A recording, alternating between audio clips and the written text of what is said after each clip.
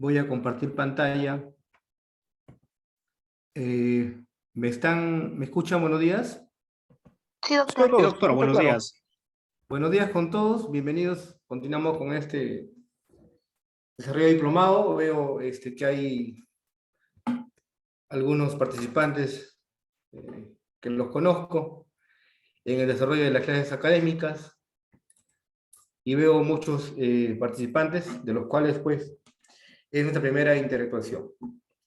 Mi nombre es Raúl Atocho Coronado, yo soy abogado de profesión, abogado penalista, soy doctor en Derecho, desempeño actualmente como funcionario público, magíster en gestión pública, y ejerzo también, la cátedra universitaria, y también en la defensa de libertades como abogado penalista. El día de hoy vamos a desarrollar un tema muy importante. En los últimos tiempos ha venido dando mucho que hablar. Como lo es las medidas que limitan los derechos fundamentales. Y ahí la pregunta, ¿es permitido limitar derechos fundamentales de la persona? Cuando se dice que el ser humano es libre, nace libre, ¿es permitido esto? De eso nos vamos a encargar el día de hoy. Otra de las figuras jurídicas que también viene dando mucho que hablar, que estamos entre la detención preliminar judicial, la detención policial y los pedidos de mandato de prisión preventiva. Y allí la pregunta, ¿acaso es válido privar de libertad a alguien que aún no ha sido sentenciado, que aún no ha recaído sobre una sentencia? De eso vamos a encargarnos el día de hoy. Primeramente, podemos sostener que la libertad ambulatoria o de circulación que tenemos todos los seres humanos, todos los ciudadanos, es aquel derecho que nos permite, ¿qué nos permite este derecho? Nos permite trasladarnos, obstáculo alguno, por el territorio nacional, pudiendo asentarnos donde estimemos conveniente sus audios, como asimismo entrar y salir libremente del país, pudiendo expartirse si lo consideramos adecuado. Ese es el derecho a la libertad ambulatoria que tenemos todos los ciudadanos, ¿no? De trasladarnos por el lugar que creamos conveniente, evidentemente sin afectar al prójimo, ¿no? Podemos salir, podemos entrar del país. Esa es nuestra libertad que tenemos. Si bien es cierto, se dice pues, que es cierto que el ser humano cuenta con una total libertad para realizar lo que desee. Ahí la pregunta, ¿es libre hacer lo que yo quiero o es libre hacer lo que yo debo hacer? Esto no debe confundirse con libertad o libertinaje, ya que existen limitaciones para no abusar de esa libertad. Porque imagínense, si no hubieran limitaciones por parte del Estado, y de eso nos vamos a encargar de ver en qué supuestos se limitan estos derechos, todo el mundo haríamos lo que realmente no debemos, sino lo que quisiéramos. Es por eso que aquí aparece el Estado, conocida con esta figura, este principio jus puniendi, ¿no? La potestad sancionadora, esa potestad que tiene el Estado para sancionar, pero evidentemente cumpliendo, dándose los presupuestos, ¿no? Entonces dicen, ya que existen unas limitaciones para no abusar de esa libertad, la pregunta es, ¿qué sucede cuando un sujeto tiene calidad de investigado? Allí, ¿qué sucede cuando el sujeto tiene calidad de investigado? ¿Puede ser privado de su libertad? La respuesta es sí, pero siempre y cuando se cumplan los presupuestos que establece la norma procesal. También es cierto que ningún derecho fundamental puede ser ilimitado, ni absoluto, en su ejercicio, ni por lo tanto, es lógico entender que el ordenamiento jurídico permita la limitación de los derechos de las personas investigadas en un marco de un proceso penal. Y evidentemente dentro del marco de la legalidad. Cuando hablamos del marco de la legalidad, nos estamos refiriendo al respeto a los principios, a la Constitución y a las leyes que emanan de ello. Definición de medidas coercitivas. Vamos a ver el código y medidas coercitivas tenemos varias, ¿no? Tenemos medidas de carácter real y de carácter personal. Cuando hablamos de definición de medidas coercitivas, las medidas coercitivas son todas aquellas restricciones al ejercicio de derechos personales o patrimoniales del imputado o de terceras personas que son impuestas, adoptadas en el inicio y durante el curso de un proceso penal. Entiéndase que para que exista una medida coercitiva, debe haber una investigación preliminar. Cuando vamos a hablar más adelante de la detención preliminar no se aplica porque hay una investigación judicial. No, estamos todavía en diligencia de investigación o diligencia preliminar. Por eso es una detención preliminar. La prisión preventiva es distinta. Bueno, y si son impuestas y adoptadas en el inicio durante el curso del proceso penal, tienden a garantizar el logro de sus fines. Las medidas coercitivas tienen logros y tienen fines, vamos a verlo más adelante, que viene a ser la actuación de la ley sustantiva en un caso concreto, así como la búsqueda y el esclarecimiento de los hechos sin tropiezos. Por otro lado tenemos a Rosa Yataco, y él nos dice que las medidas de coerción procesal son un conjunto de facultades que tienen los sujetos legitimados para incoar una medida que limita un derecho. ¿Quiénes son esos sujetos procesales? Hablamos de la autoridad, ¿no? Hablamos de la fiscalía, de la policía, del juez. Las medidas de coerción procesal son un conjunto de facultades que tienen los sujetos legitimados para incoar una medida que limita los derechos fundamentales del imputado. En el caso de las medidas coercitivas personales, les comenté que tratábamos de dos, hablamos de personales y de reales. El trabajo, la salud en el caso de las medidas coercitivas reales, tal como el patrimonio, etcétera, que afectan al imputado y a un tercero civil responsable. ¿Cuándo se dan estas medidas limitativas en los derechos reales, en el patrimonio real? Cuando vemos, por ejemplo, los allanamientos, ¿no? Cuando la policía ingresa a la propiedad, ¿no? Cuando hay retención, etcétera. Muy bien. Tenemos otro autor acá, para Víctor Cubas Villanueva. Las medidas coercitivas son de naturaleza provisional. Estas se entiende que si son provisionales, pueden ser variables para asegurar los fines del proceso penal. Su duración está en función del peligro procesal y para concretarla se puede recurrir al empleo de la fuerza pública en forma directa, como en los casos de detención o en forma de apercibimiento. En este sentido, las medidas de coerción personal son aquellas que limitan de forma parcial o total la libertad de una persona que efectúa una acción ilícita. Estas medidas son empleadas con la finalidad de asegurar el caso del proceso penal. Su duración es temporal y solo se aplicará de manera excepcional. ¿Correcto? Son provisionales y se aplican de manera excepcional. ¿Puede ser variable? Sí, puede ser variable. Tiene características. Carácter temporal y variable, dice. Cuando hablamos del carácter temporal o variable, evitar que llegue a confundirse materialmente con la pena que en un momento se imponga a la persona culpable. No se puede porque estamos hablando de que esta es una medida provisional y que esta puede ser variable. ¿En qué momento puede ser variable? Pero para que se apliquen estas medidas, ¿qué es lo que debe regir en torno a una investigación o en torno a un proceso? El estricto cumplimiento y vigilancia a tres principios muy importantes. ¿Cuáles son estos principios? El principio de legalidad, el principio de necesidad y el principio de proporcionalidad. Cuando hablamos del principio de legalidad, hablamos del respeto jurídico a nuestro ordenamiento jurídico legal.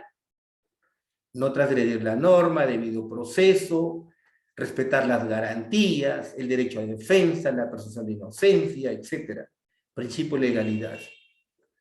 Ceñirse bajo la ley, de acuerdo a norma. Cuando hablamos del principio de necesidad, efectivamente, si el juzgador requiere dictar un mandato de detención bajo mandato de prisión preventiva, o una detención, digamos, detención preliminar judicial, tiene que haber la necesidad de dictarse un mandato de esta naturaleza. Y cuando hablamos del principio de proporcionalidad, aquí hablamos pues de la proporción del plazo para dictar una medida, ya sea en detención preliminar o en prisión preventiva. Ustedes saben que la detención preliminar tiene plazos, así como también no tiene la prisión preventiva, que pueden ser ampliados, la norma dice que sí, ¿no? Pero tiene que haber la proporcionalidad para dictar una medida de esta naturaleza con el plazo establecido. Carácter instrumental garantiza los fines del proceso. Se dice que estas medidas sirven para garantizar el correcto desarrollo de la investigación y del proceso. Son provisionales porque están sujetas a la duración del proceso principal y a la intensidad del peligro procesal. Muchos tratan a la detención preliminar judicial como ilegal, porque algunos se preguntan, ¿pero es válido detener a una persona que sobre él no ha recaído una sentencia? ¿Y esto no colisiona con el derecho a la presunción de inocencia? Que el derecho a la presunción de inocencia nos dice que toda persona investigada en un proceso penal se debe presumir su inocencia en todo momento y debe ser tratado como tal, en tanto no recaiga sobre él una sentencia firme, positiva, condenatoria. Entonces me está diciendo que si a Juan Pérez se le está investigando en un proceso penal, tendría que esperar yo que sea sentenciado, que quede firme y consentida, para poder decir que recién esta persona es culpable de un delito. Pero al inicio del desarrollo de la clase, les decía yo que la libertad no es absoluta. El Estado tiene esa potestad sancionadora para perseguir a alguien, investigarlo y acusarlo y sentenciarlo cuando se tiene prueba en abundancia de que esta persona ha cometido un delito. Entonces, allí, por lo tanto, no podríamos decir que la detención preliminar judicial es ilegal. No es ilegal en tanto cumpla con los presupuestos que la norma procesal establece. La norma establece los presupuestos que se deben dar. En resumidas cuentas, vuelvo a repetirles, no es ilegal restringir un derecho fundamental como lo es la libertad ambulatoria. ¿Sí me están escuchando? ¿Hola? Sí, doctor, sí, sí. Correcto. Entonces, acuérdense bien que aquí todavía no estamos frente a un proceso penal, sino que estamos frente a diligencias preliminares. ¿Correcto? Por otro lado, la detención preliminar, bueno, han habido algunas modificatorias en los últimos tiempos. Tiene presupuestos y los plazos que deben darse para un mandato de detención preliminar. Por ejemplo, cuando les hablaba yo de la proporcionalidad, es importante ver la gravedad del caso, las circunstancias del caso. ¿Por qué decía que la detención preliminar es variable? Porque ustedes saben que la detención preliminar judicial tiene un plazo de 72 horas, ¿no? En casos, en procesos simples. En casos complejos, puede darse hasta por 7 días. Y en casos de criminalidad organizada, pueden darse por 10 días. También la norma establece, el mismo artículo 264, a ver, permítame, 264 del Código Procesal Penal. A ver, 264, si no me equivoco, a ver.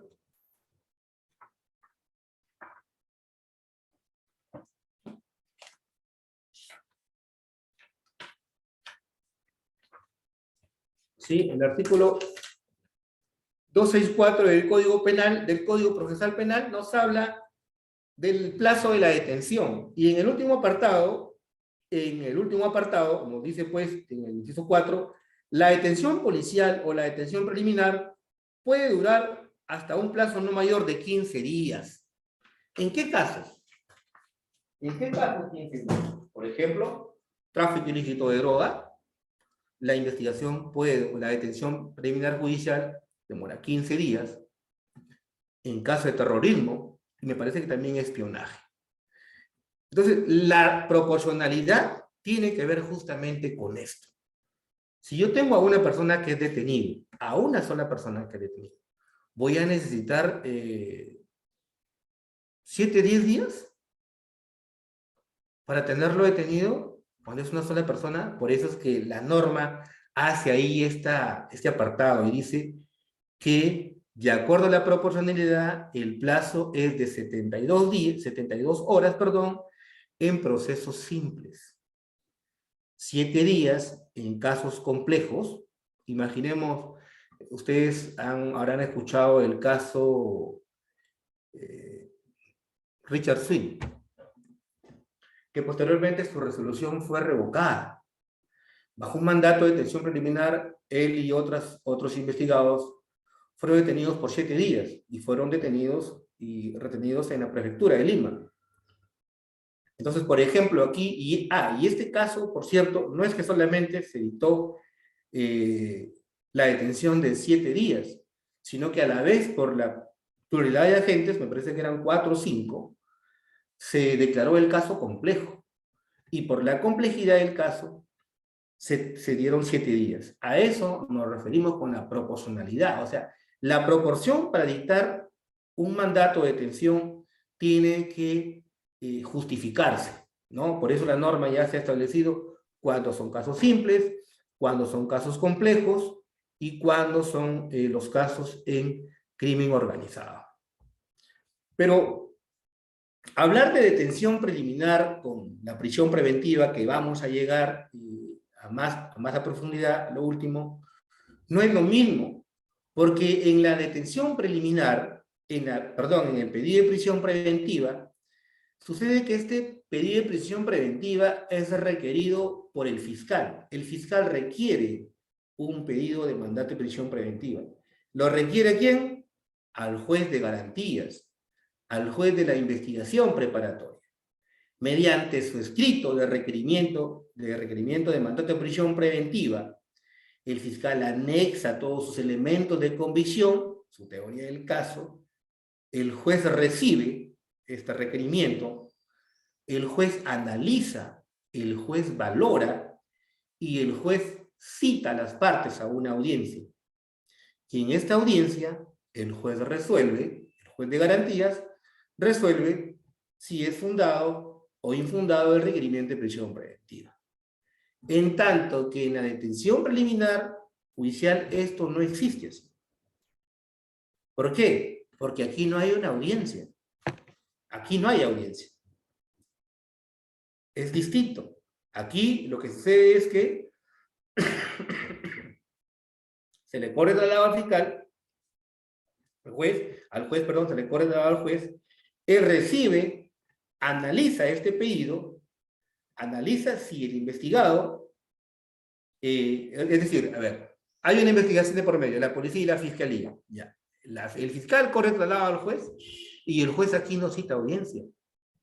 Aquí el juez solamente lo que va a hacer es analizar los octavos, que evidentemente ha corrido el traslado al Ministerio Público, y aquí es cuando la persona y el juez emite su disposición, su resolución, y aquí es cuando la persona recién va a tomar conocimiento que pesa sobre él una detención preliminar judicial. Es decir, ¿cuándo se entera? Cuando la policía o la fiscalía va a su domicilio, ¿no? Toca su puerta, señor, tenemos su documento de nacional de identidad, tenemos un orden de allanamiento, vamos a ingresar, está usted detenido. Y muchas veces, aquí viene otra activa que, por ejemplo, se dice, ¿pero acaso aquí no se está violando el domicilio cuando la policía ingresa? No se está violando el domicilio. Hay una orden de allanamiento justamente para garantizar este derecho a la no violación de domicilio es que justamente el juez emite un auto en el cual dispone el allanamiento al domicilio. Y por lo tanto aquí no hay una violación de domicilio porque estamos situados en mérito a una resolución que determina el allanamiento. El caso, por ejemplo, Alan García, hubo un allanamiento en el domicilio. Aquí lo que se actúa en la detención preliminar judicial es el factor sorpresa. ¿Por qué? Porque se entiende que la policía, la fiscalía, tienen indicios de que se ha cometido un delito, hay sospecha razonable, y entonces si tú le notificas al investigado, es evidente que de repente va a eludir, se va a dar la fuga. Entonces aquí viene el factor sorpresa. El allanamiento, las detenciones preliminares, el investigado se entera recién cuando la policía acude a su domicilio. Esa es la diferencia entre los pedidos de prisión preventiva, el desarrollo, cómo es que se da. Aquí, repito, en la prisión preventiva se desarrolla mediante una audiencia, el juez evalúa y el juez toma una decisión. Acá no. Acá el juez evalúa nomás el pedido del Ministerio Público. Y en mérito a eso, emite su resolución y procede el allanamiento a la detención preliminar. Y se enteran cuando llega la policía. Caso Richard Flynn, una detención por 7 días. Tengo entendido que con otros investigados, tengo entendido que esta resolución fue posteriormente revocada, ¿no? Pero bueno, aquí no ha habido ninguna transgresión a ningún derecho. Lo que pasa es que después se dice, pues, de que la resolución que dictaba el mandato de prisión preventiva carecía de una debida motivación, que es otro tema también muy importante analizar. Entonces, estimados alumnos, es importante que tengan en cuenta que rigen estos 3 principios para este mandato, para la dación de estas medidas. ¿Cuáles son los principios? Legalidad, necesidad y proporcionalidad. ¿Correcto? ¿Sí? ¿Me escuchan? Fuerte y claro, doctor. Decíamos que hay la clasificación de las medidas. Tenemos medidas de coerción personal, como también tenemos de real, ¿no? Por ejemplo, cuando hablamos del artículo 259 del Código Penal, Procesal Penal, encontramos la detención policial. Luego tenemos el arresto ciudadano, detención preliminar judicial, que es lo que estamos hablando, la prisión preventiva, la comparecencia simple o con restricciones, la detención domiciliaria, la internación preventiva, impedimentos de salida y suspensión preventiva de derechos. Esta es la clasificación de las medidas de coerción personal.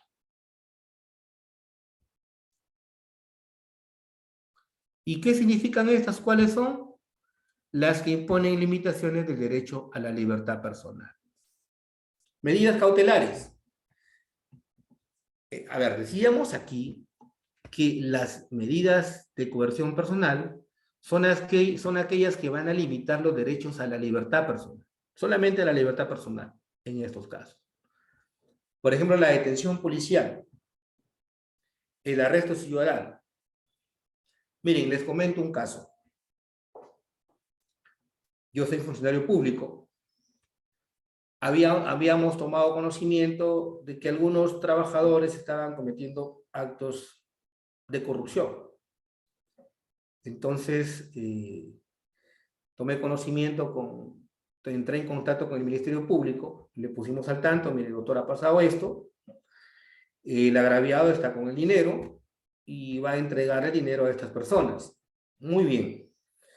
El fiscal con la policía anticorrupción se constituyen al lugar de los hechos para la intervención, pero resulta que estábamos con la hora que nos ajustaba, nos ganaba la hora. Entonces, llamaba el agraviado y decía, señores, yo tengo que entregar el dinero antes de las 10, porque resulta que a las 10 esta persona que me pide el dinero se tiene que retirar y de ahí ya no voy a poder negociar. Lo que se trataba era negociar sacar un vehículo que había sido llevado al depósito porque la policía lo habría infraccionado por no tener revisión técnica. y cuya única manera de que este vehículo salga es pagando su infracción y subsanando, evidentemente, la infracción. Pero por ahí le estaban cobrando un dinero para entregarle el vehículo. Entonces, llamo al fiscal, le digo, doctor, el señor está en acuerdo con el dinero. Y bueno, y me dice, yo estoy a 2 cuadras, doctor. Entonces ya el señor ha ingresado, ha dado el dinero, y por ejemplo, cuando ha llegado al fiscal, hemos intervenido, y efectivamente el joven antes de entregar el dinero, había ido a un cajero, había obtenido un voucher, y antes de entregar el dinero, él ha tomado fotos a todos los billetes.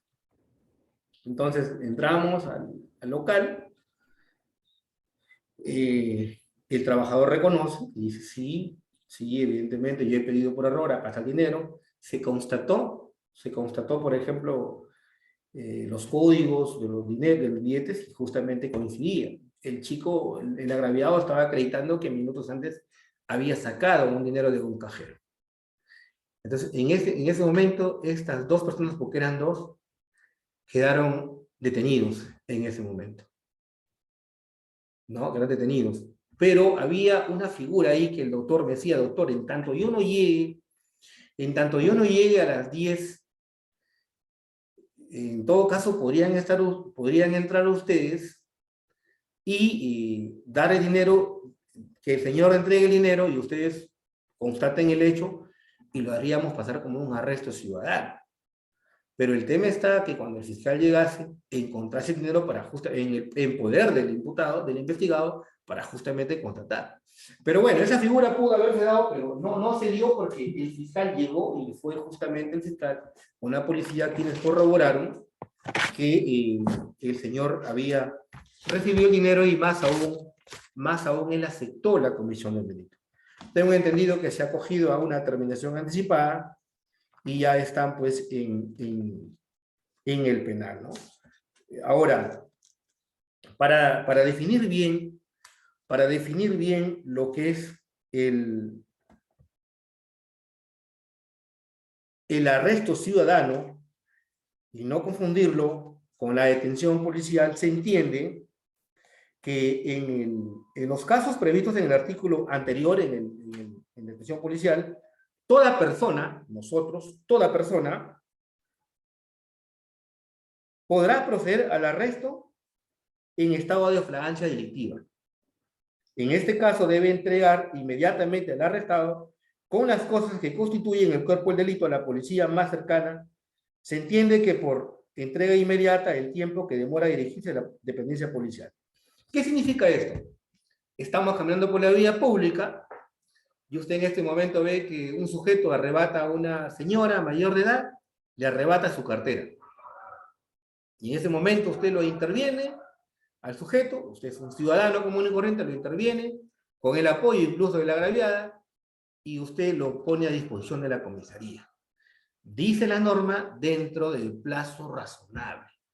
A eso se le conoce como el arresto ciudadano, ¿correcto? En tanto que el 259 nos habla netamente ya de la detención policial. ¿Necesitará la policía una orden judicial para detener a un ciudadano? A ver, dice, artículo 259 del Código Procesal Penal. La Policía Nacional del Perú, sin mandato judicial, sin orden judicial, a quien sorprenderá en flagrante delito, podrá detenerlo, 1, cuando el agente es descubierto en la realización del hecho impunible, el agente acaba de cometer el hecho punible y es descubierto, el agente ha huido y ha sido identificado durante o inmediatamente después de la penetración del hecho punible. Esa es la diferencia. Existe arresto ciudadano y detención policial. ¿Ya? Es decir, cualquier ciudadano común y corriente puede detener a una persona cuando en un hecho de flagrancia delictiva. Eso es con respecto a las medidas de coerción personal. Luego tenemos la clasificación de las medidas cautelares y reales, ¿no?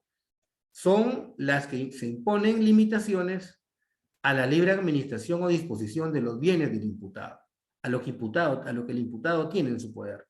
¿Cuáles son estas? El embargo, artículo 303, inhibición, el desalojo preventivo, medidas anticipadas, la pensión anticipada y la incautación.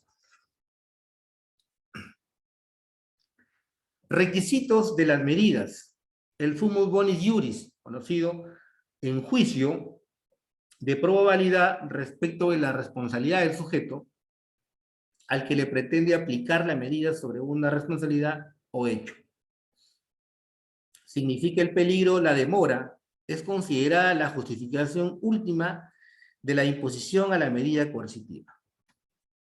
Ahora sí, la detención. ¿Qué es la detención policial? ¿Hasta aquí tienen alguna pregunta? ¿Hola? Oh, claro. La detención. La detención policial es aquella medida coercitiva que los efectivos de la Policía Nacional del Perú imponen sin algún mandato judicial y que supone la privación de la libertad por un determinado periodo. Aquel ciudadano que se encuentre en delito flagrante. ¿Cuándo es delito flagrante?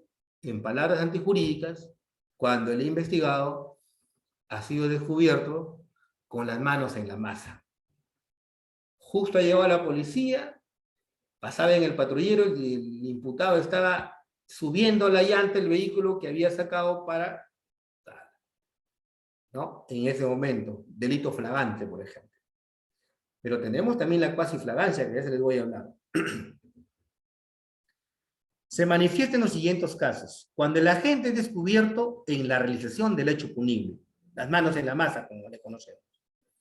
Cuando el agente acaba de cometer el hecho punible y es descubierto. Cuando el agente ha huido y ha sido identificado durante o inmediatamente después de cometer el hecho punible. Cuando el agente es encontrado dentro de las 24 horas después de cometer el delito. Es decir, la detención policial no es que se condiga con el primer supuesto que hice, de que cuando el agente es detenido en el momento de la realización del hecho punible. Pero dice que también se puede dar la detención dentro de las 48, dentro de 24 horas, después de haber cometido el delito. Ahí les voy a explicar. ¿Qué tiene como finalidad la detención policial?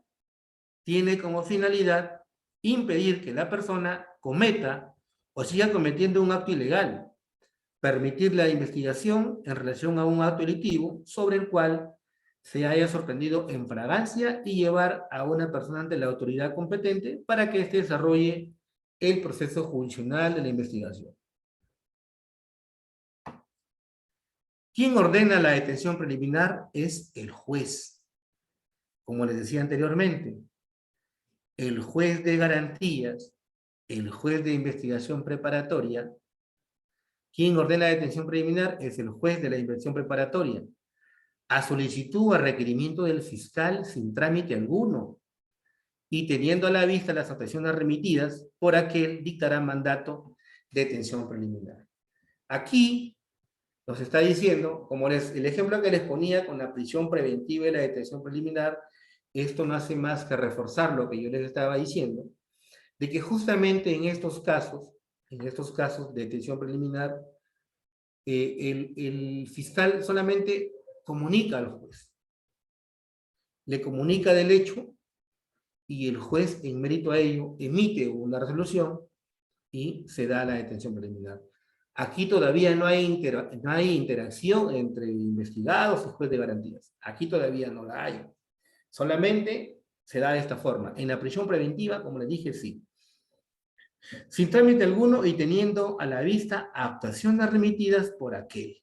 ¿Cuáles son estas actuaciones remitidas por aquel? El fiscal le tiene que acreditar y le tiene evidentemente que motivar al juez que existen indicios razonables para dictar un mandato de detención preliminar. De las investigaciones que tenga la policía y de lo que el Ministerio Público ha realizado y ha requerido, hay suficientes indicios razonables que en este caso se habría cometido un delito y tendría que dictarse un mandato de detención preliminar. Los tipos de detención preliminar son la detención por particulares, la detención policial y la detención judicial. ¿Alguna pregunta?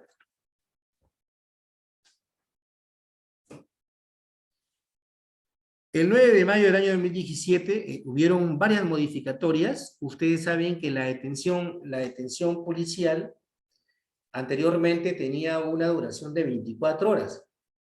De 24 horas. Hoy en día, la detención preliminar tiene la detención policial tiene una duración de 48 horas, salvo, no confundamos la detención en flagrancia dentro de las 24 horas. Ahí les voy a explicar a qué me refiero con esto. Se ha reconocido ya a nivel de la norma constitucional lo que había sido el precedente vinculante, en este caso Ali Guillermo Ruiz de Mares, que es el plazo estrictamente necesario para la detención. La detención no durará más estrictamente necesario para la realización de las investigaciones. Estos plazos que establece la norma no deben durar más, pero a criterio y a prerrogativa el Código establece que en algunas situaciones pueden ser ampliados. Por ejemplo, la prisión preventiva, no olvidemos que tiene prolongación, que tiene también cesación. Y la detención preliminar, a ver, imaginemos una detención preliminar de un investigado que está con detención preliminar por 7 días. Oiga, pero ya las diligencias por completo se han terminado en 5 días.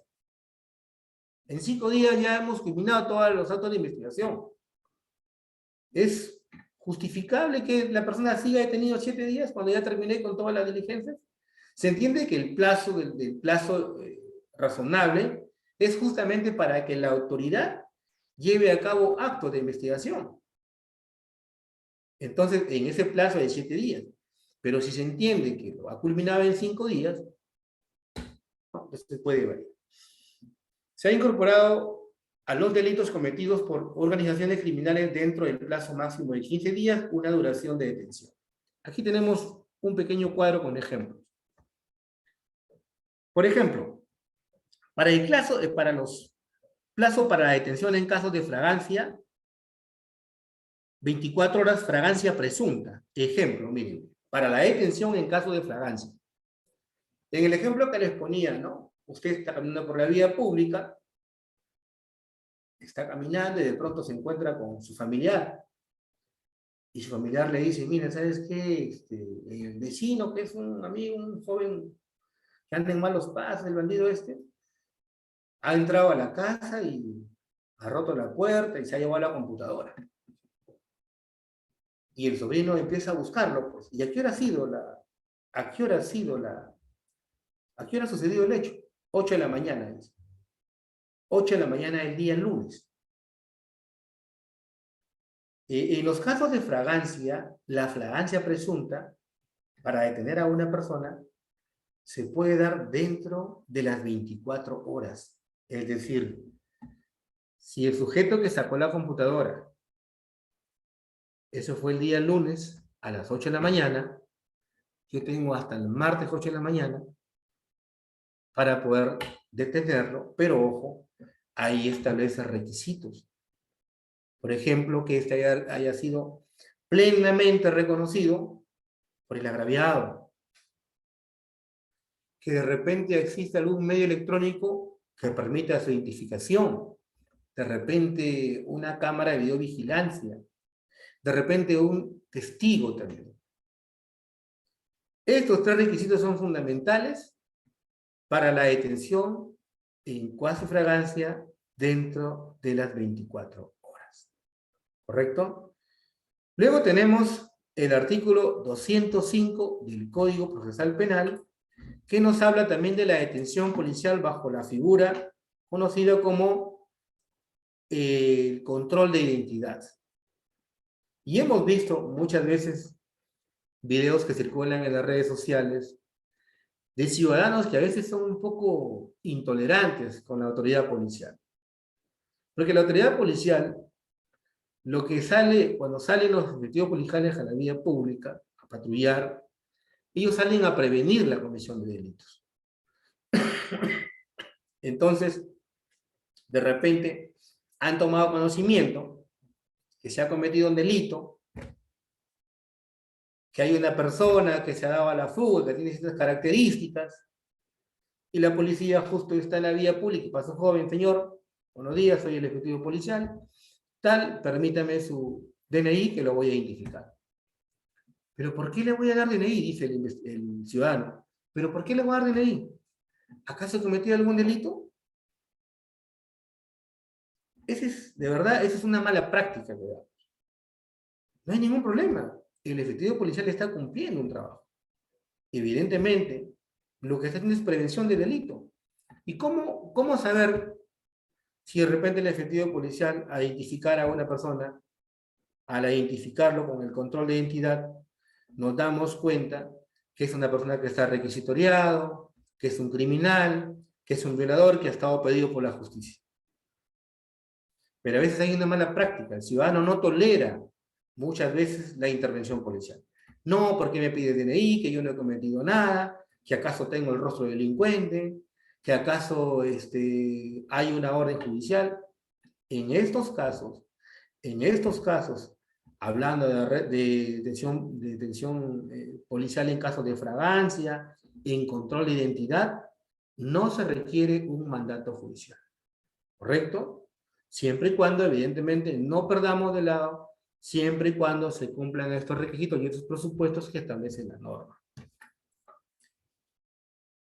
Por ejemplo, es conocido, nosotros que nos dedicamos al tema de la defensa de libertades, es conocido que muchas veces la policía, por ejemplo, imaginemos en estos dos cuadritos, izquierda y derecha, verde y naranja, en el ejemplo que les ponía yo, que se puede detener a una persona dentro de las 24 horas de haber cometido el delito, siempre y cuando se cumplan los requisitos que le dije, ¿no? 24 horas. Es decir, cometió el delito a las 8, tengo 24 horas para detenerlo. El otro requisito olvidaba es cuando el sujeto ha sido detenido con los objetos materia del delito. Ese es el tercer requisito, olvidé decirles, ¿no? Ha sido reconocido por la víctima, hay algunos medios electrónicos, físicos que permiten identificarlo, y el tercero es que de repente, pues, este joven sustrajo la computadora, la llevó a su casa, está esperando que pasen las horas para sacarla a venderla al mercado negro. La policía ha hecho seguimiento, lo está esperando y justo cuando sale, dentro de 24 horas lo detiene. Y le encuentra los objetos de meter el delito. Flagrancia delictiva. Estamos en ese supuesto.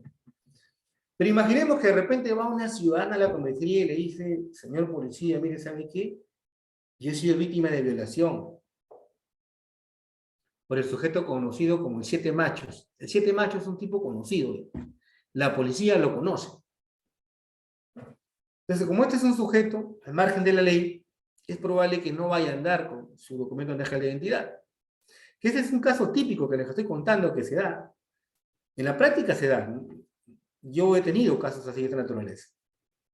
Entonces, ya la señora ha puesto la denuncia a la agraviada, el policía ha ido con la agraviada, ha puesto la denuncia a 7 de la mañana, ha ido con la agraviada a hacer un recorrido y no lo han encontrado al sujeto. No lo han encontrado al sujeto. Entonces ya la señora quita la denuncia, se va, y al mediodía, los efectivos policiales están patrullando y lo reconocen a Siete Machos. Y dicen: oye, pero hay una denuncia que han hecho a las 7 de la mañana, 7 de la mañana contra él, pero no está la agraviada para que lo reconozca. Entonces ahí la policía, ¿qué hace? Por estrategia, como ya tiene conocimiento de un hecho delictivo en la denuncia de la agraviada, le aplica el control de identidad. Señor, su documento nacional de identidad. No tengo documento. No tiene documento. Muy bien. Y cuando por indocumentado, la norma procesal policial permite una detención de 4 horas. Evidentemente lo tiene que llevar a la comisaría más cercana, que ha detenido por 4 horas por indocumentado, y en ese lapso, ¿qué hace la policía? En ese lapso de 4 horas, ubica a la agraviada. Señora, recuerda que usted puso una denuncia por violación contra 7 machos. Él ha sido detenido en la comisaría. Vamos a la comisaría. Va a la señora de la comisaría y efectivamente los indica así. Él ha sido el que entró a mi domicilio y me ha ultrajado sexualmente. Muy bien. Empieza la policía con la fiscalía, donde la señora irá al médico legista, qué sé yo. Y aquí estamos. Mayormente estos casos se dan para detención en cuasi fragancia, ¿no? El ejemplo que les acabo de poner. Así los trabaja a veces la policía. ¿Es ilegal? No es ilegal, porque el sujeto no tenía DNI. Y su detención por 4 horas era por andar indocumentado. Y en ese lapso previo que había conocimiento de un delito, lo que la policía ha hecho, coordinar, y efectivamente la gravedad lo ha indicado y así ha quedado demostrado, ¿no? Entonces, mayormente se aplica eso.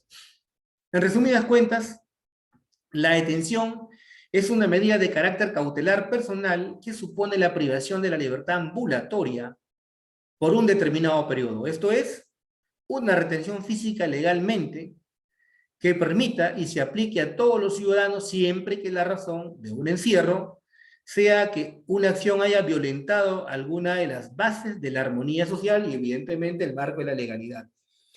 ¿Qué sucede con los detenidos de detención preliminar judicial?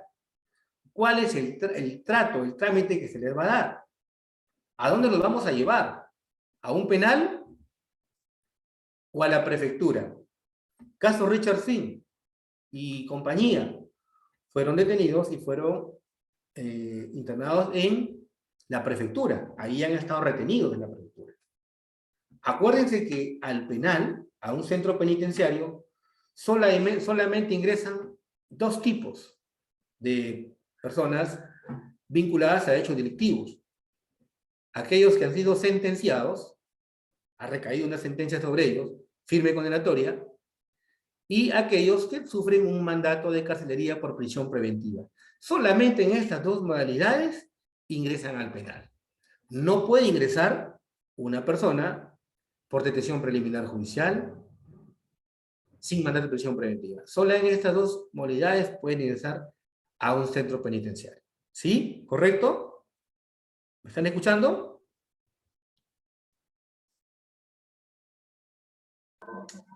¿Alguna pregunta que tengan con respecto para entrar ya a lo que es la prisión preventiva? Muy bien, seguimos entonces. ¿Qué es la prisión preventiva? Es una figura jurídica que en los últimos tiempos ha traído muchos cuestionamientos. Algunos dicen que es muy severa, que es muy abusiva, que se hace un uso abusivo del derecho aplicando esta medida de prisión preventiva. ¿Qué es la prisión preventiva? Proceso penal. Nos encontramos con distintas medidas cautelares, de las cuales tienen como finalidad el aseguramiento del juicio y la efectividad de la sentencia en que se dicte. La prisión preventiva es la medida de coerción de carácter personal de mayor magnitud reconocida en la legislación peruana, la cual consiste en la privación de la libertad del imputado mediante el ingreso a un centro penitenciario por un lapso determinado. ¿Por qué determinado? Porque la prisión preventiva tiene también sus plazos. Así como la detención preliminar tiene sus plazos, acuérdense, 72 horas, 7 días, 10 días y 15 días, la prisión preventiva también está sujeta a ciertos plazos. Evidentemente, para dictar un mandato de prisión preventiva, tratándose de una medida muy severa, se deben cumplir ciertos presupuestos, ciertos requisitos que establece la norma procesal. Solo así y solo así podrá dictarse un mandato de prisión preventiva. Hemos visto también que hay muchos mandatos de prisión preventiva que han sido revocados por las salas superiores. ¿Por qué? Porque no ha habido una debida motivación, no ha habido una correcta evaluación a los requerimientos y muchas han sido en los últimos tiempos revocadas.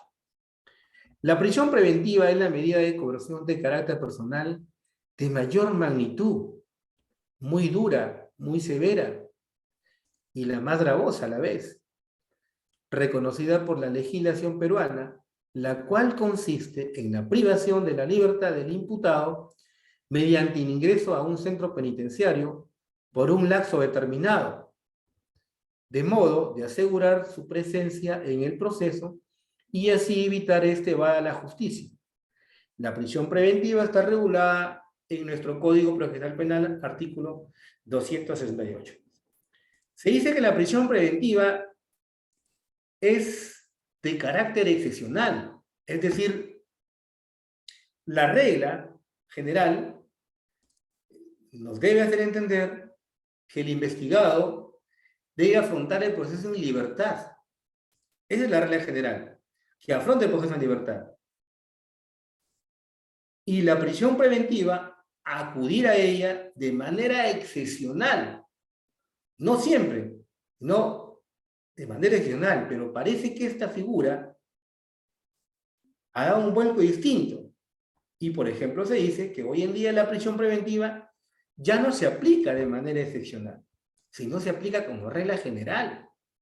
La excepcionalidad ha perdido esa naturaleza. Si ustedes hacen un análisis de todos los casos que han ingresado en los últimos tiempos de prisión preventiva, los penales están llenos de gente. Cuando realmente existen otras medidas que también tienen como finalidad asegurar la presencia del investigador en el proceso, pero otras medidas menos gravosas. Porque si estábamos diciendo que la libertad es el bien más preciado que tiene el ser humano, es el derecho fundamental más preciado que tiene el ser humano, después del derecho a la vida, evidentemente. Entonces, ¿cómo es que privamos de la libertad a una persona? Y no solamente podríamos decir que el privar de su libertad, claro, procesalmente estamos hablando de que aquí se afecta a un derecho fundamental que es la libertad ambulatoria, pero detrás de ello, si queremos interpretar, viene la afectación a otros derechos, no solamente a él, sino también a terceros, derecho a la dignidad, la presunción de inocencia. Pero por eso es que yo le decía, para que se dicte un mandato de prisión preventiva, deben cumplirse presupuestos que establece el 268 del Código Procesal Penal. ¿Para qué se da la prisión preventiva? Se dice que la prisión preventiva tiene como finalidad asegurar la presencia del investigado en el proceso. Es decir, lo aseguramos para que éste no evada, no eluda la justicia. Claro, pero mi pregunta... ¿Sí, doctor? No, doctor, no con usted. Ah, ya. Entonces, esa es la finalidad de la prisión preventiva, asegurar la presencia del investigado en el proceso y que éste no logre eludir ni evadir la justicia. ¿Correcto?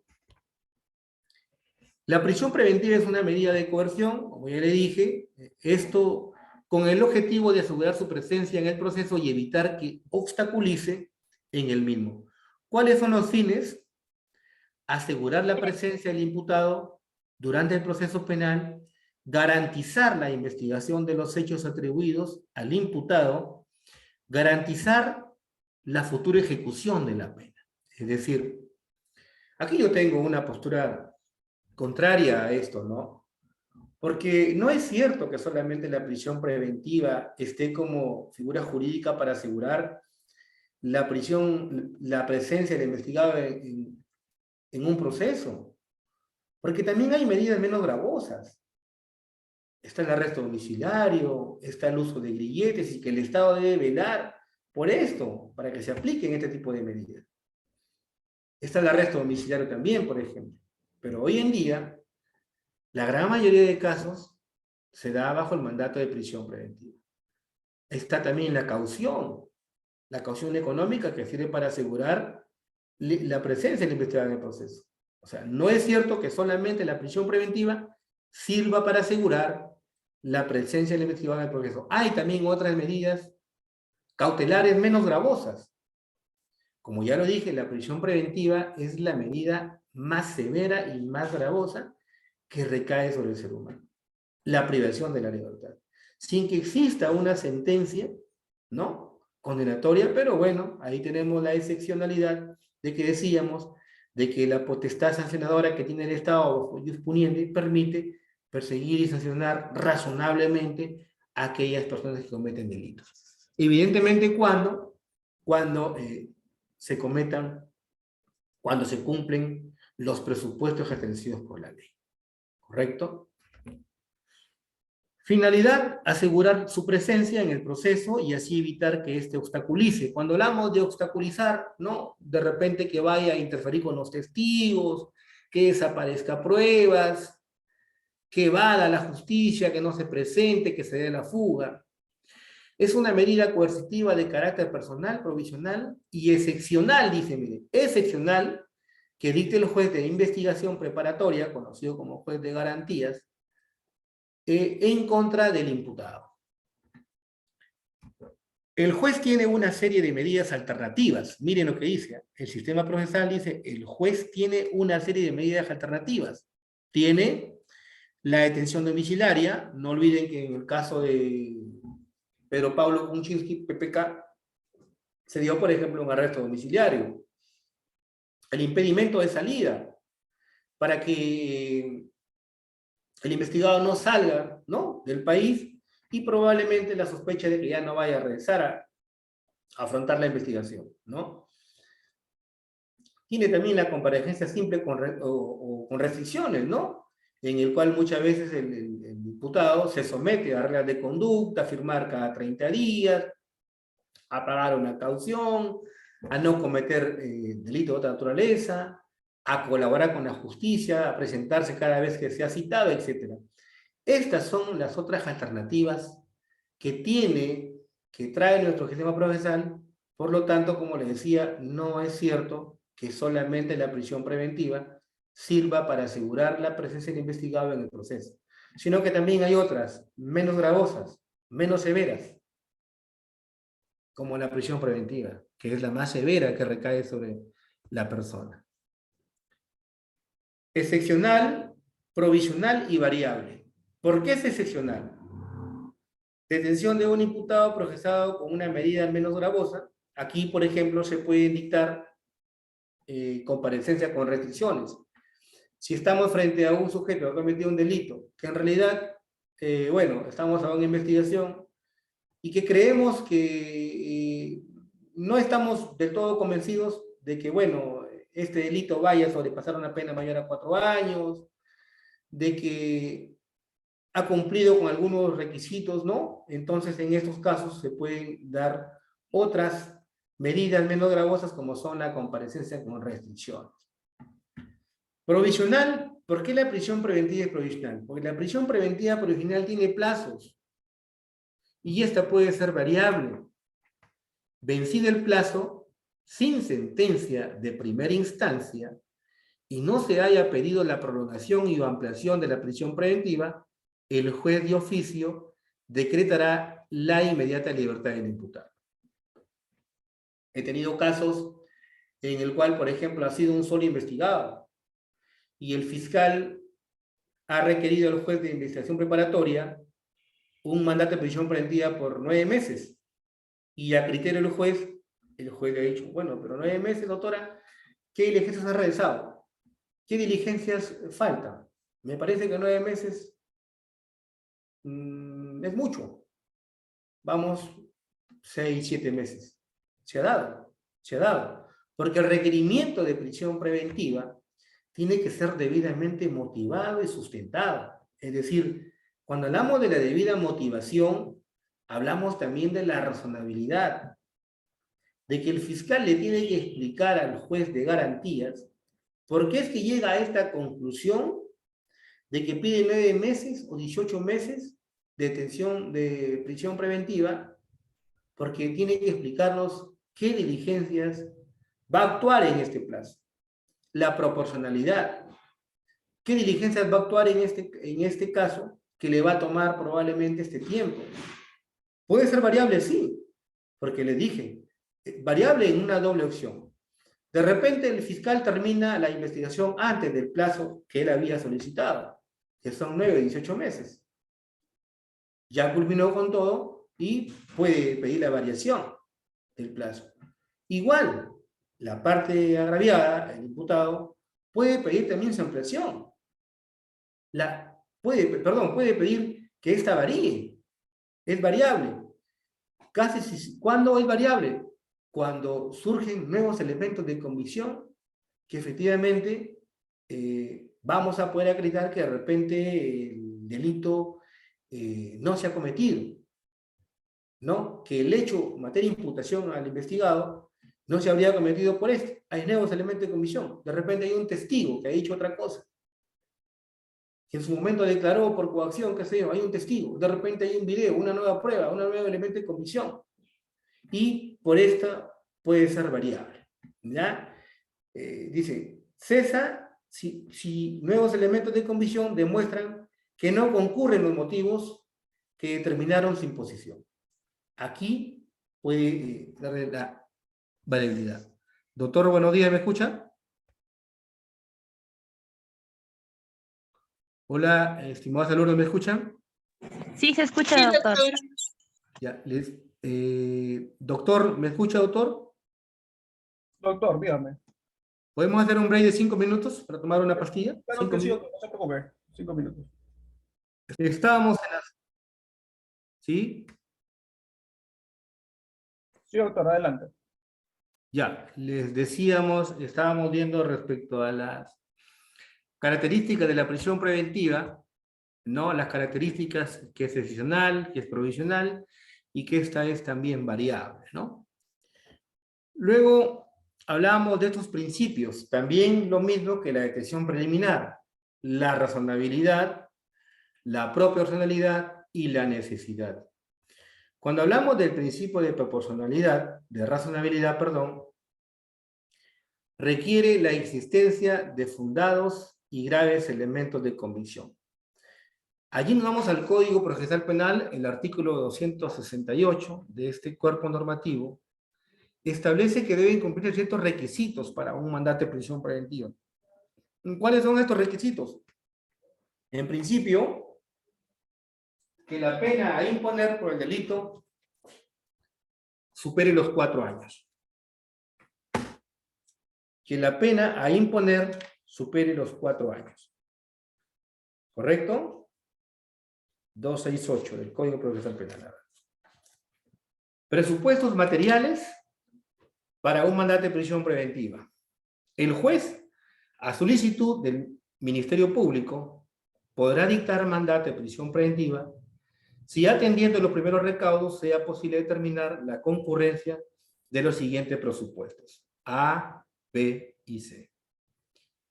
Que existan fundados y graves elementos de convicción para estimar razonablemente la comisión de un delito que vincule al imputado como autor o partícipe del mismo. B, que la sanción a imponerse sea superior a 4 años de pena privativa de libertad. Es decir, que el delito traiga como consecuencia el delito cometido una pena que va a ser mayor a 4 años. Y C, que el imputado, en razón a sus antecedentes y otras circunstancias del caso particular, permitan colegir razonablemente que éste tratará de eludir la acción de la justicia, y aquí encontramos los famosos arraigos, lo que hasta la fecha no se da un buen trato de estos arraigos. Ya les voy a decir por qué. Aquí encontramos el peligro de fuga, la obstaculización, y porque se dice de que muchas veces el imputado en estos casos debe cumplir ciertos requisitos, o debe probar ciertos requisitos. Cuando hablamos de elementos de convicción, aquí no podemos hablar todavía de medios de prueba. Acuérdense que las pruebas se actúan en juicio oral, y aquí estamos en un pedido de prisión preventiva. Y estos elementos de convicción son aquellas actuaciones que ha llevado a cabo el Ministerio Público, actos de investigación con la Fiscalía, y que son los primeros recaudos de la investigación. Y estos primeros recaudos son indicios razonables, graves, y se tiene la certeza que efectivamente el sujeto que se le investiga de este hecho ilícito tiene vinculación directa con el hecho materia de investigación. A esto se le conoce como elementos de convicción. Claro que estos elementos de convicción en etapa de juicio van a ser, pues, no elementos, sino pruebas, ¿no? Por ejemplo, en un pedido de prisión preventiva, un documento es un elemento de convicción, pero en juicio oral va a ser una prueba, específicamente una prueba documental, pero hay que surtir ciertas etapas. Por acuérdense que el proceso penal tiene etapas y cada etapa tiene una función, ¿no? Tenemos la etapa de investigación preparatoria, la etapa intermedia que sirve para controlar y la etapa de juzgamiento. Evidentemente, en esta primera postulación no podemos hablar de medios de prueba, solo y únicamente nos centramos en hablar elementos de convicción.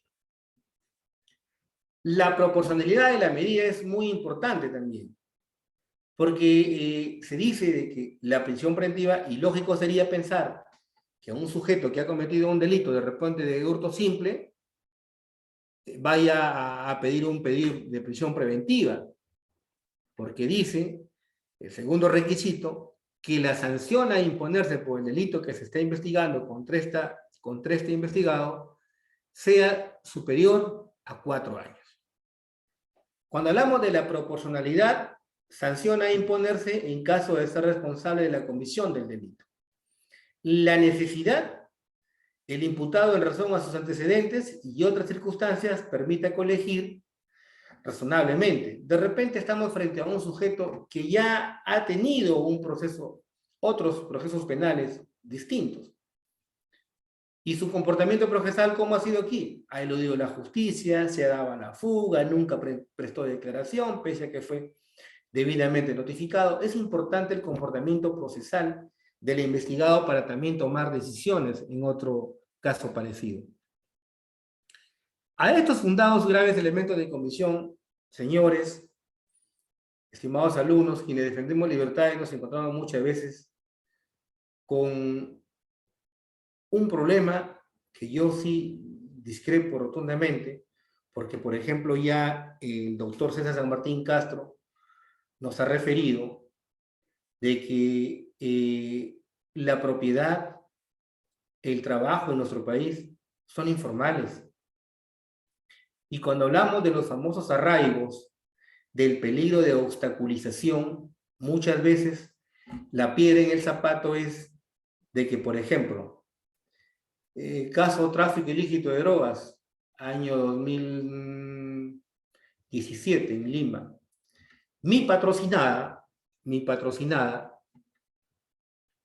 su hermano que vive en Lima, su hermano llega de Lima a la ciudad de Trujillo, llega a la casa de la hermana y le dice, hermana, te encargo mi maletín, te encargo mi maleta, y yo voy a hacer unas compras y regreso.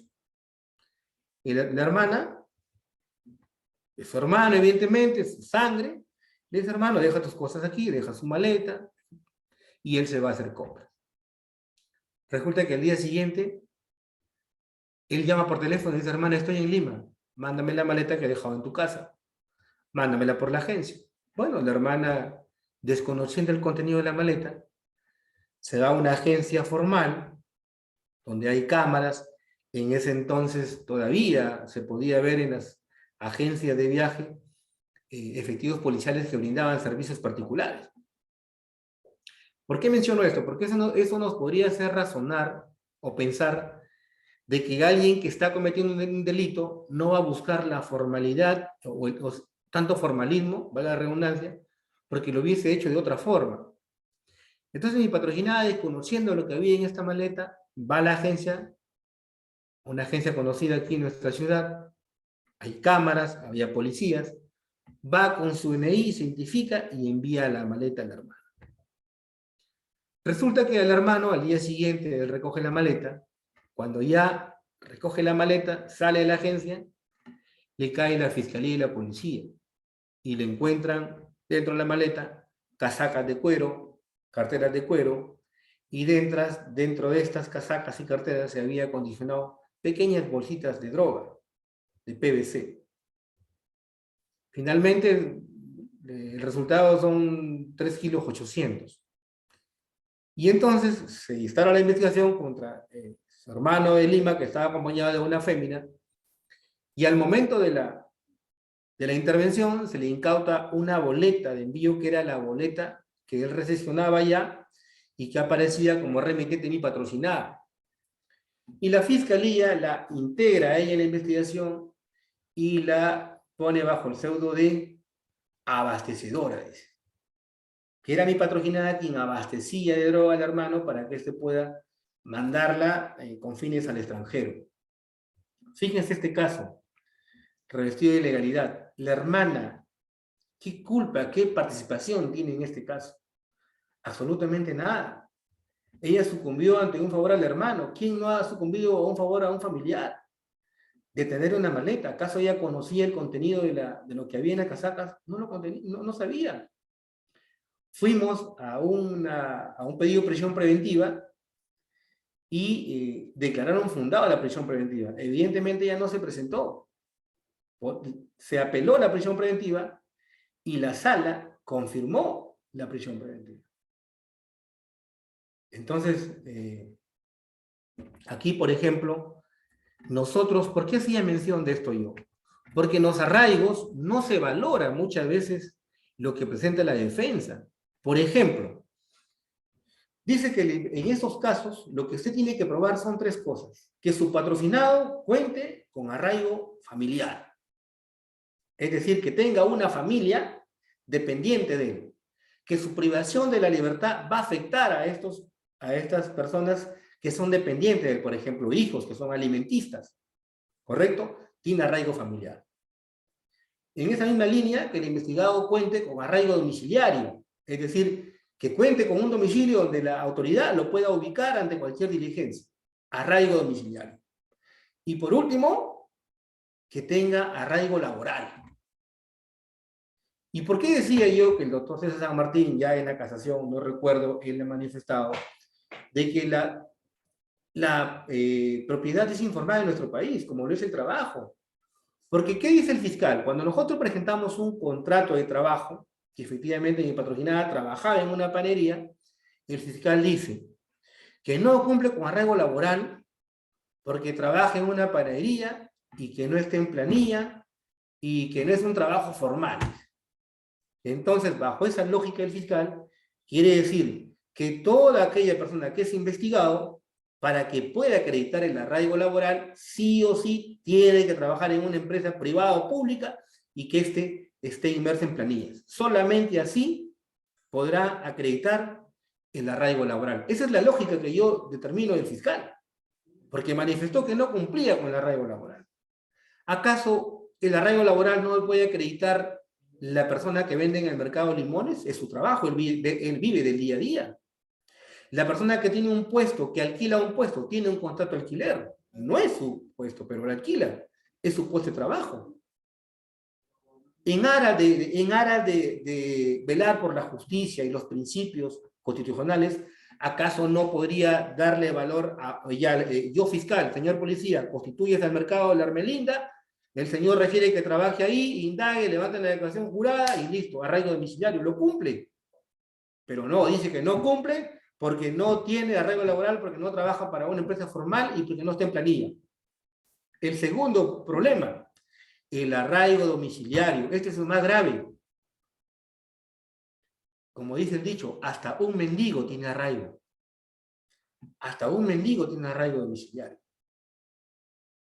Pero, por ejemplo, bajo la lógica del fiscal, quiero entender que para que usted pueda acreditar el arraigo domiciliario, debe tener una casa formal inscrita en registros públicos y que usted logre acreditar su derecho a propiedad. Señor juez, acá está, mire, acá está mi partida electrónica y acá dice Raúl Atoche, es titular del predio. Ahí es mi domicilio. Yo tengo arraigo domiciliario. Yo cuento con arraigo domiciliario. No todos en nuestro país tenemos una casa en nombre propio. Hay mucha gente que vive de la renta, alquila y tiene un contrato de alquiler. ¿Pero qué dice el fiscal? Señor juez, el investigado no tiene arraigo domiciliario porque vive en una casa alquilada. Y hay la probabilidad, señor magistrado, como es una casa alquilada, se vaya a cambiar la otra y va a eludir la justicia. Perdón, aquí no estamos para discutir que usted, señor fiscal, nos diga si el señor va a eludir. Usted demuéstreme a mí cómo es que llega a la conclusión que el investigado sí va a eludir. ¿Acaso ha habido un proceso penal que ha hecho la misma figura que le dio la justicia? No. Es como cuando alguien sale del país. Señor magistrado, impedimento de salida, porque el investigado tiene familia en el extranjero. Y como tiene familia en el extranjero, hay probabilidad que el señor fugue a la justicia. Ya se va a quedar en el extranjero. Perdón. Esa es una idea caída en saco roto. Ojalá de los cabellos. Aquí el fiscal no está en posición de acreditarme, o debe acreditar, por qué llega a la conclusión que el investigado ya no va a regresar al país. Eso es lo que tiene que hacer. No simplemente decir, porque todos tenemos familia en el extranjero, todos tenemos familia en el extranjero. Y no porque tengo familia en el extranjero, se acredita que yo voy a salir y ya no voy a regresar. Entonces, ahí tenemos un gran problema, que no se valora correctamente este tipo de...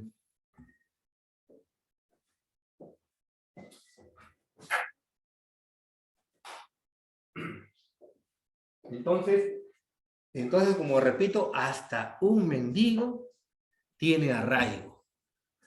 El arraigo domiciliario no solamente lo voy a acreditar, lo voy a demostrar cuando yo acredite tener el derecho de propiedad. Cuando yo acredite tener el arraigo laboral. Aquí tenemos un gran problema, ¿ya? Muchas veces el peligro de fuga porque tienes familia en el extranjero, porque no vas a regresar, porque no cuentas con una casa propia, porque no cuentas con un trabajo formal, y pese a que se presentan contrato de trabajo, contrato de alquiler, muchas veces no se toma en cuenta. A estos presupuestos que establece el 268, se suman también ya los presupuestos de la casación 628 o 626 Moquegua. La 626-2013 Moquegua, en el punto 29 nos dice: es necesario que el fiscal sustente claramente el aspecto fáctico y acreditación, así la defensa del imputado podrá allanarse o refutarlo actuando positivamente por la irresponsabilidad, causa de justificación, culpabilidad, error, etc. Debiendo el juez valorarlos y pronunciarse por ambos, y esta última está solicitada, fundamentada para hacer decaer el fomus lecto. ¿Qué significa aquí? ¿Qué nos dice este apartado?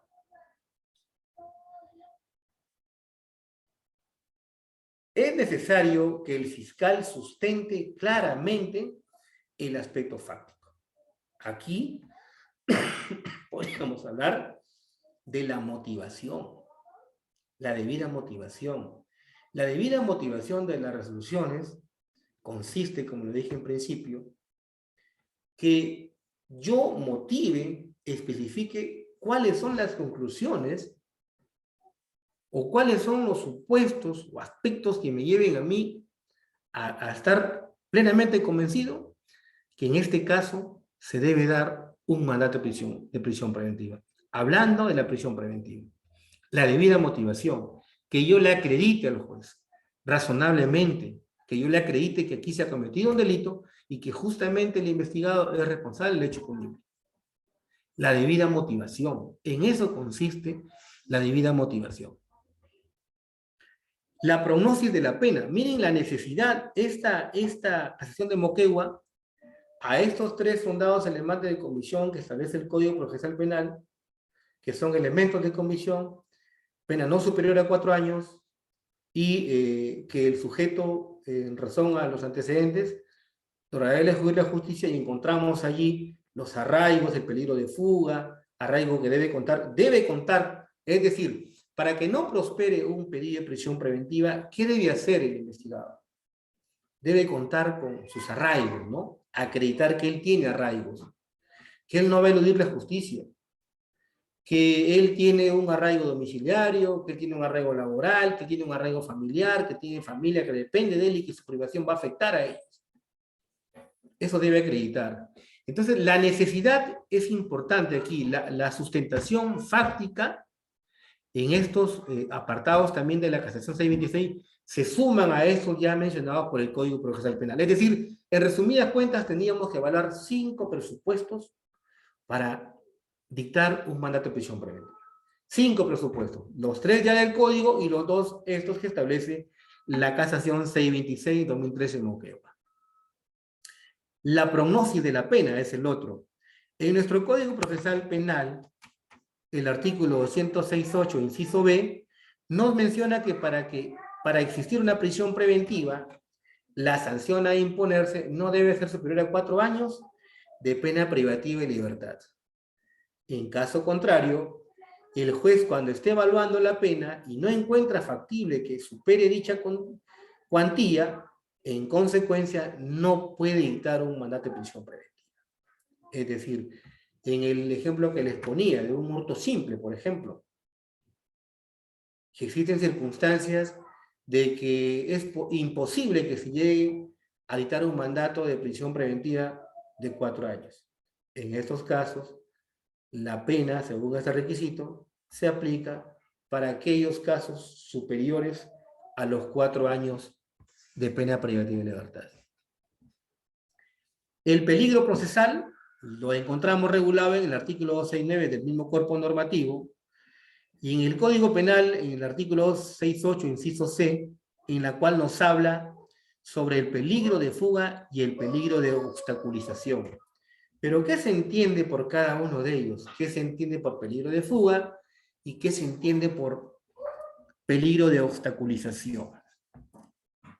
El arraigo en el país del imputado, determinado por el domicilio o residencia habitual, asiento de familia y de sus negocios, o trabajo y las facilidades para abandonar definitivamente el país y permanecer oculto. Aquí yo tengo una postura muy contraria, como les decía, porque todos tenemos una familia en el extranjero, todos tienen un familiar en el extranjero. Y no porque tenga un familiar en el extranjero, el fiscal va a decir, señor juez, el investigado tiene familia en el extranjero. En ocasiones él ha viajado al extranjero, según el registro migratorio viajado. Y hay la posibilidad que el investigador salga del país y no regrese. Lo cual eso no es cierto, señores. Eso no es cierto. Porque aquí no estamos evaluando si el señor va a regresar o no va a regresar.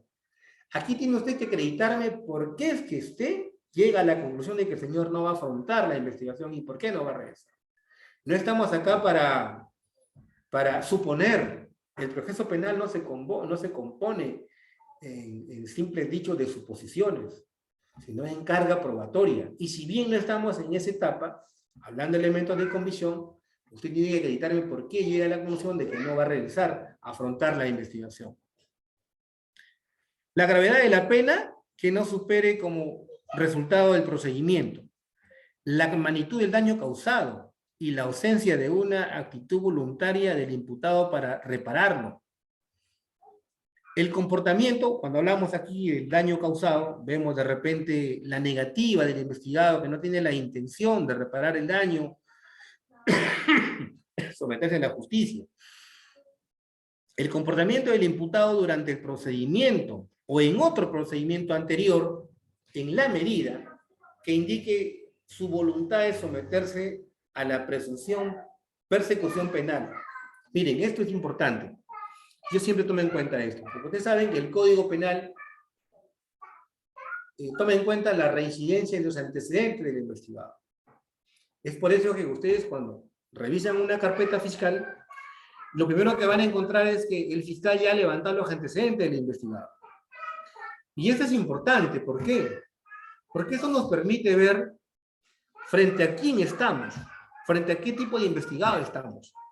¿Un agente primario? ¿Un reincidente? ¿Una persona que ha eludido la justicia constantemente y que siempre se le ha tenido que, para sancionar, se le ha tenido que capturar?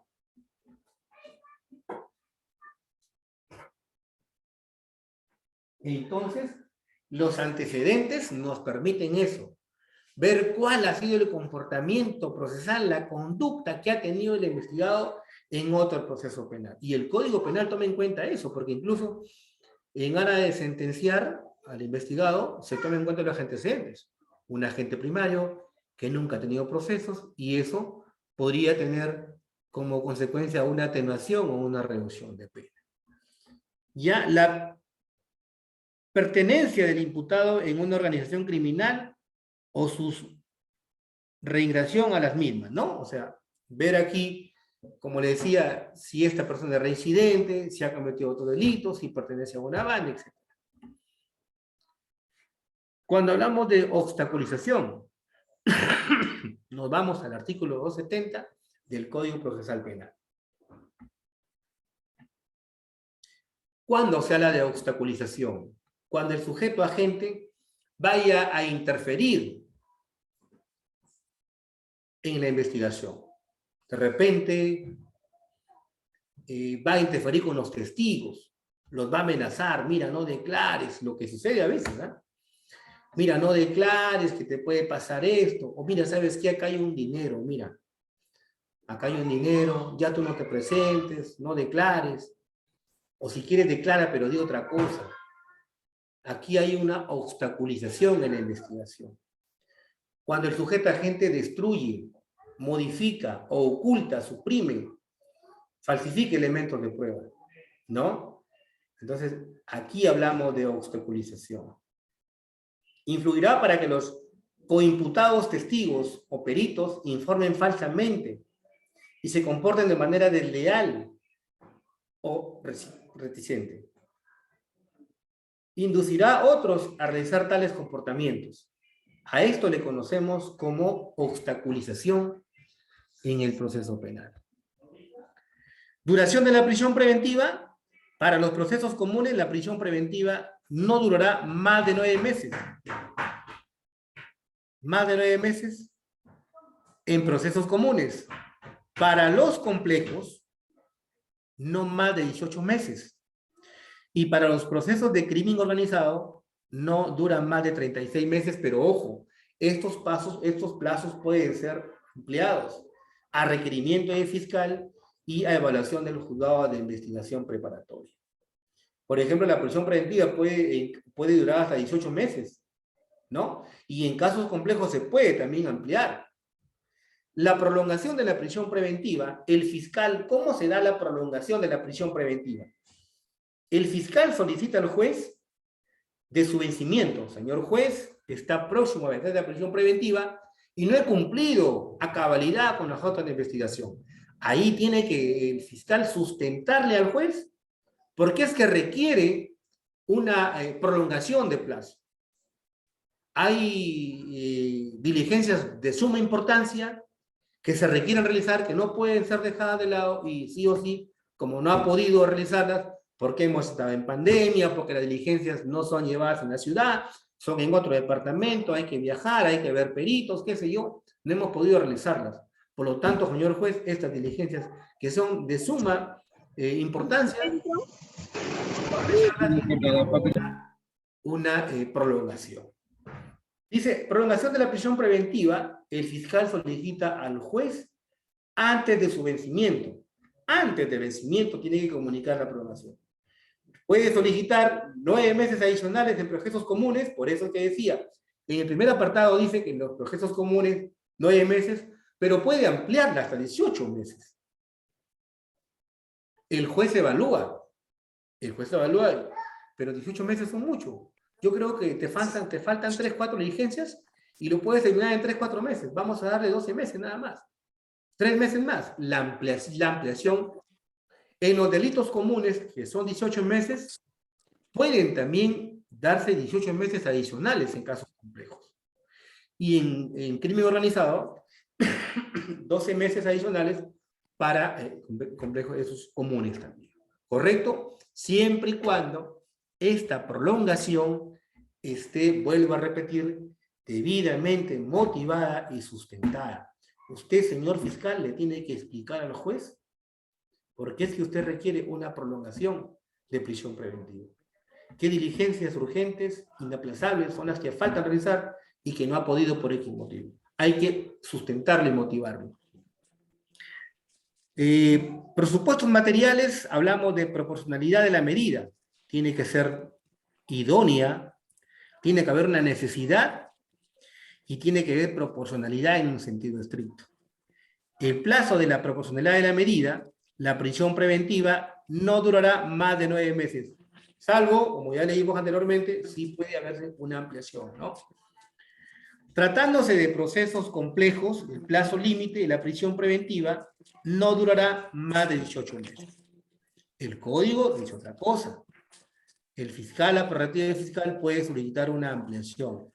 Para los procesos de criminalidad organizada, el plazo de la prisión preventiva no durará más de 36 meses.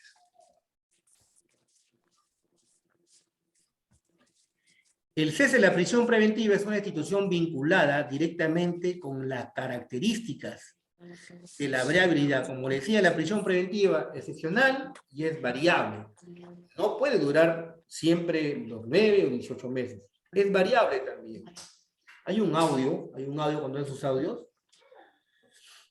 El cese de la prisión preventiva es una institución vinculada directamente con la característica de la variabilidad de esta medida coercitiva. El artículo 283, inciso 3 del Código Procesal Penal, establece que la cesación de la medida procede cuando existen nuevos elementos de comisión que demuestren que no concurren los motivos que determinaron su imposición. Es decir, hay una persona que está en el centro penitenciario, está en el penal, con un mandato de prisión preventiva, pero de pronto han surgido nuevos elementos de convicción. Y que estos elementos de convicción evidentemente van a su favor y que esto nos van a demostrar de que no concurren motivos para que se haya determinado esta imposición, para que no concurren motivos para que el investigado siga privado de su libertad. En estos casos, por ejemplo, se puede solicitar el cese de la prisión preventiva. ¿Correcto? El cese.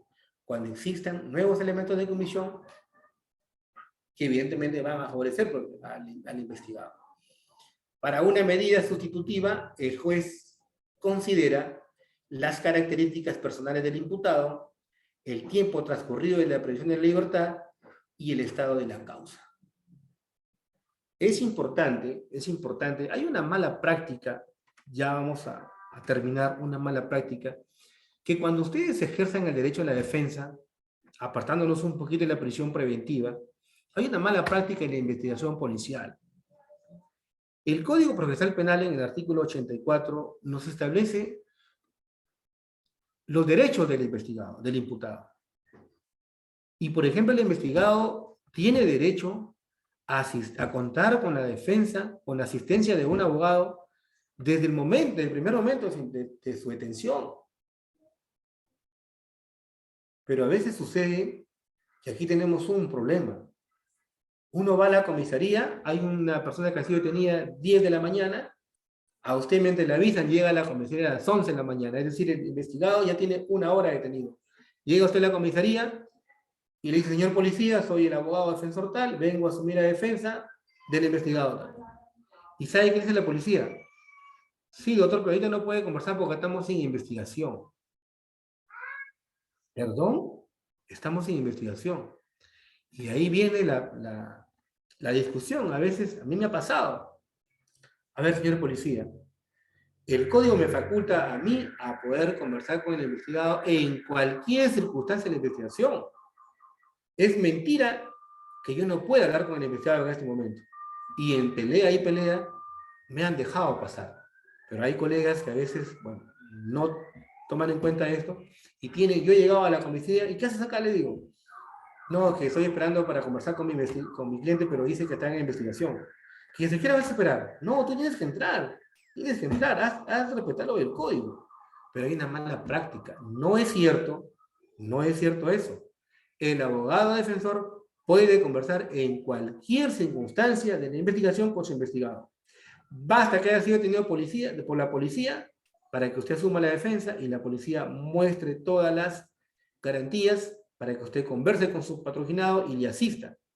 Porque imagínense, están levantando un acta en el cual tiene que firmar y el señor no sabe leer y lo van a coaccionar, pero ahí debe estar el abogado para que le diga no firmas o guarda silencio. Es una mala práctica que tenemos. Bueno, aquí hemos citado unos casitos. Aquí, por ejemplo, en el caso Bancas, se ordena 9 meses de prisión preventiva para sujetos involucrados en tráfico ilícito de drogas. ¿Cuántos son aquí? Son 2. Doctor, pero usted hacía mención de que la detención, hablábamos de que en el tema de drogas había unos plazos, ¿no? No confundamos esos plazos con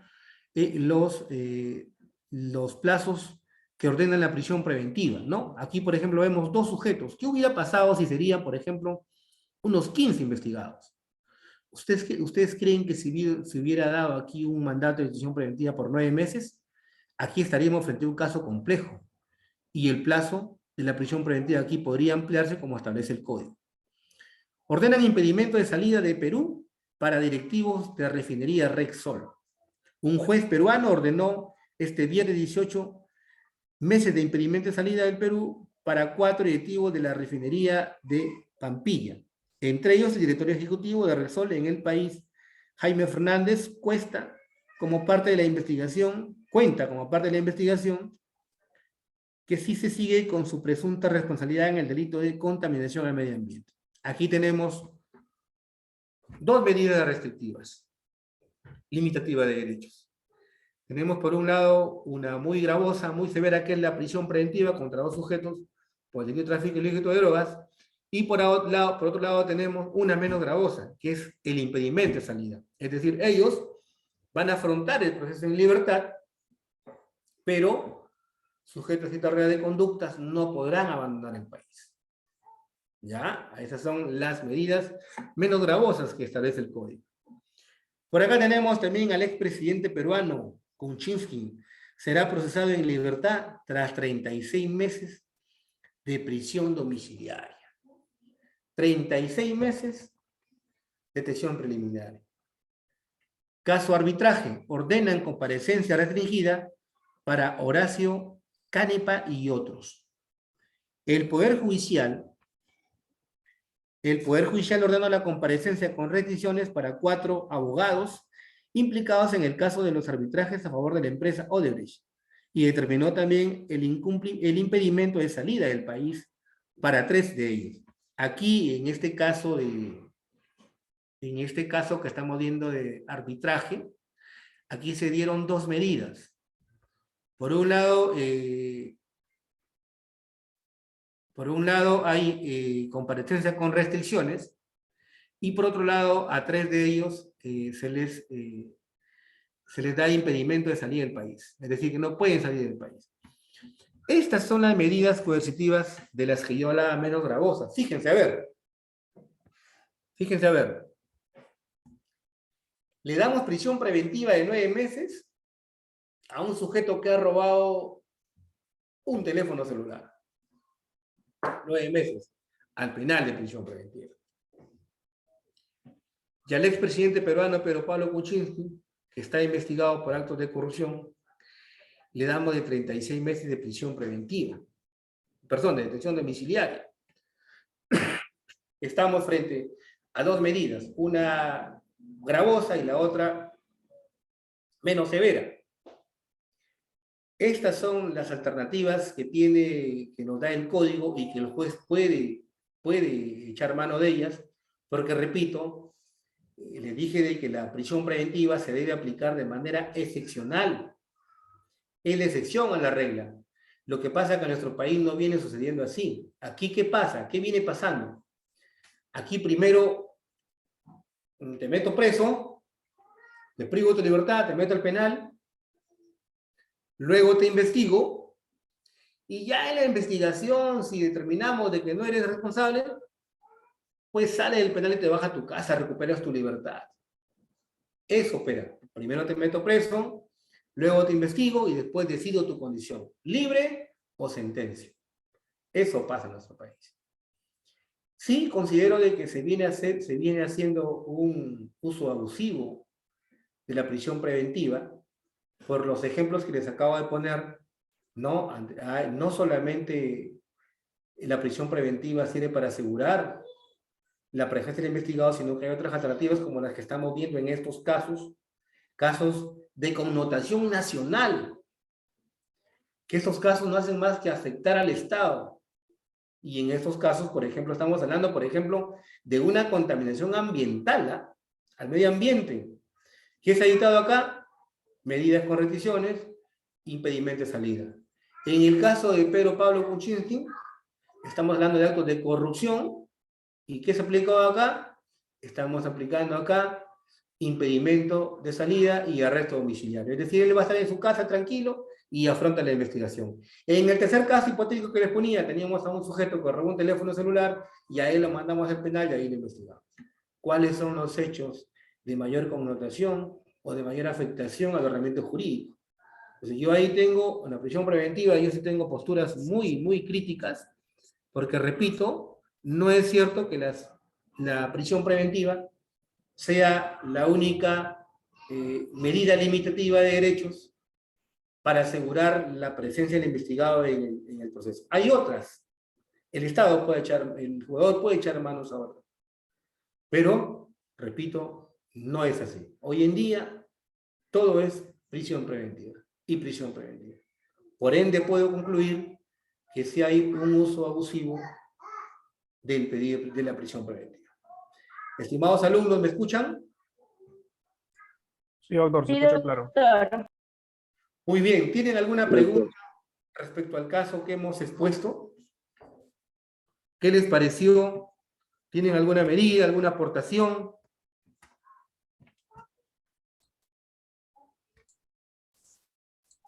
Doctor.